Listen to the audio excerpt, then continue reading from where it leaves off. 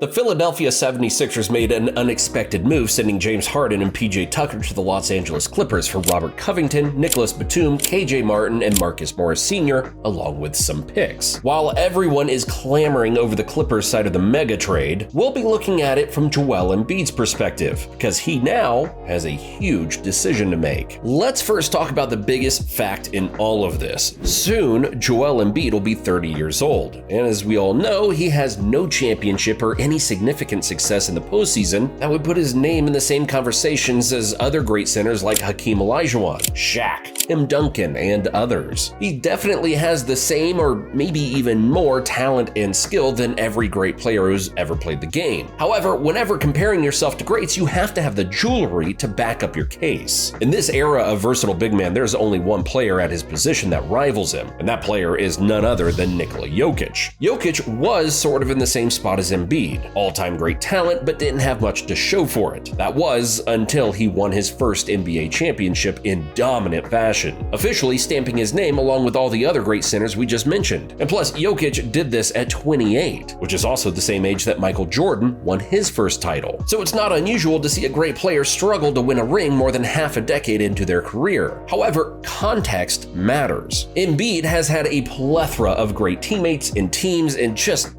hasn't gotten the job done. First, he was paired with Ben Simmons, and it worked for a while, but of course we know how that ended. Then they brought in Jimmy Butler, a man who is known for bringing his teams to the finals or at the very least deep playoff runs. But for whatever reason, it didn't work either. Then lastly, Embiid and Harden were supposed to be the next Kobe and Shaq, and in spurts it did appear that way to a certain extent, but again, we just saw how that turned out. It's not like his teams were constructed poorly or anything. This past season and the beginning of this season before the trade, he had Tyrese Maxey, Tobias Harris, DeAnthony Melton, PJ Tucker, Matisse Thybulle, and Jaden McDaniels for a short period. Those are literally some of the best role players in the NBA, yet he still hasn't been able to get it done. Maybe it's time for a change of scenery for the first time in his career. And the only team that really makes sense right now is the New York Knicks. The Knicks surprised everyone last season by making it to the second round after beating the Cleveland Cavaliers in the first round and losing in 6 games to the Miami Heat. That run alone not only lets you know how incredible of a player Jalen Brunson is, but it shows that the Knicks are finally turning things around as a franchise, which would be the perfect time for a megastar to land there. In the past, the Knicks have missed out on just about every star player you can think of. Kevin Durant, Kyrie Irving, Donovan Mitchell, and Karl Anthony Towns all passed up on the opportunity to wear the blue and orange, mostly due to the organization's bad reputation of not having a winning culture and a mess of a front office. Now, from the outside looking in, it appears to slowly be changing. When Jalen Brunson officially became a member of the Knicks, he had this to say about the organization's atmosphere. "I've known them for a long time. It's family. It's a comfort level to this and something that I just couldn't turn a blind eye to. I know that these guys have my best interests at heart. And I think Leon Rose probably saw me before my dad did. So it's just one big family for me and I'm just super excited." For those who don't know, Leon Rose is the president of the Knicks. He was also Joel Embiid's agent at a certain point in time. He even attended Embiid's wedding, for crying out loud. For that reason and more, the Knicks seem like the place best for Joel if he wants to leave Philly. Now,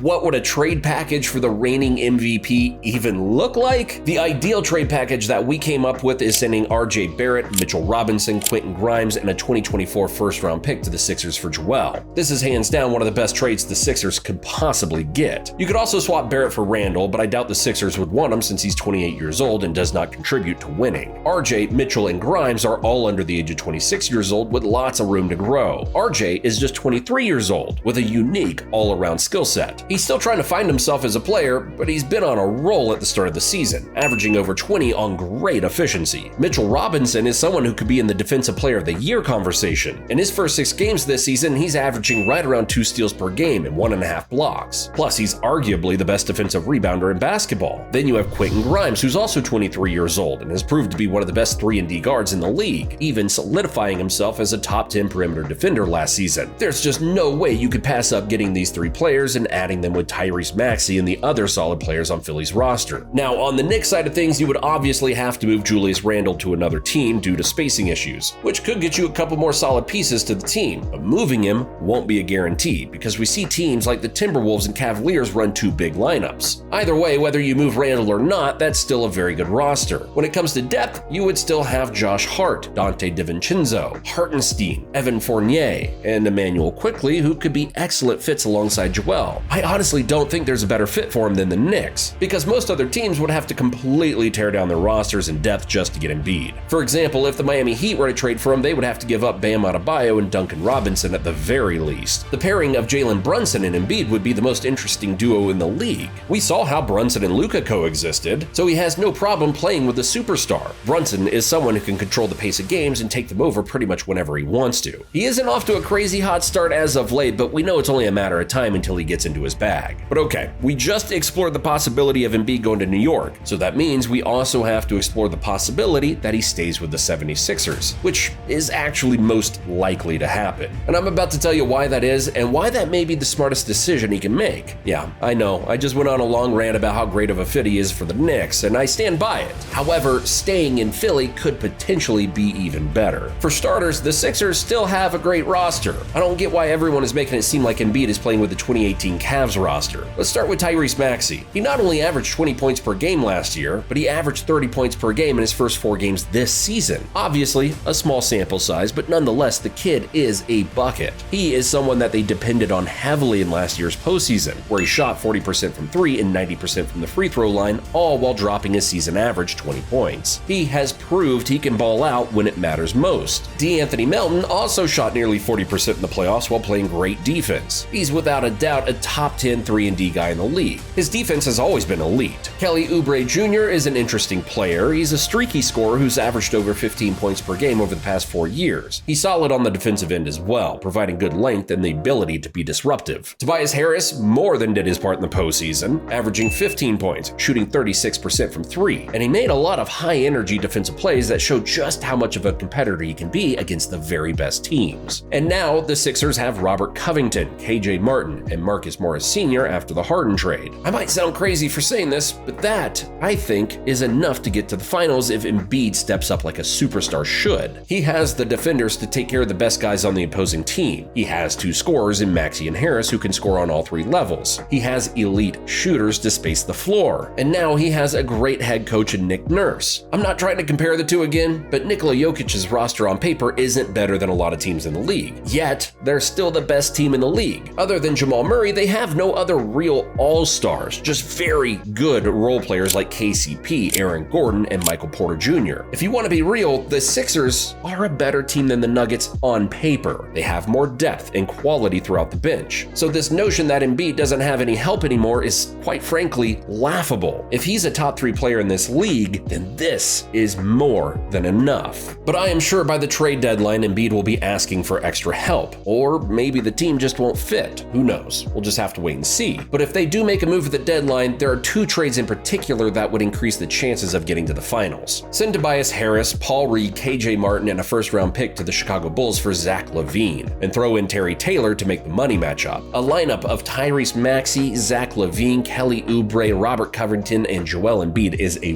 really good lineup. Plus, if you want more defense, you just have to move Maxey to the bench and swap in D'Anthony Melton. Let me know what you guys think about this potential trade down in the comments. And if that trade fails, then their second target should be OG Anunoby. A trade package of Paul Reed, D'Anthony Melton, and Daniel House could be the ideal package for one of the best lockdown defenders in the game, who can score and shoot. A lineup of Patrick Beverley, Maxey, OG, Robert Covington, and Embiid has the perfect balance of elite defense and very good offense. But either way, the point is, Joel Embiid has a huge decision to make, and we just explored what we think are his 2 best options. Comment down below and let us know what you think the reigning MVP should do. Thanks for watching, and I'll see you in the next one.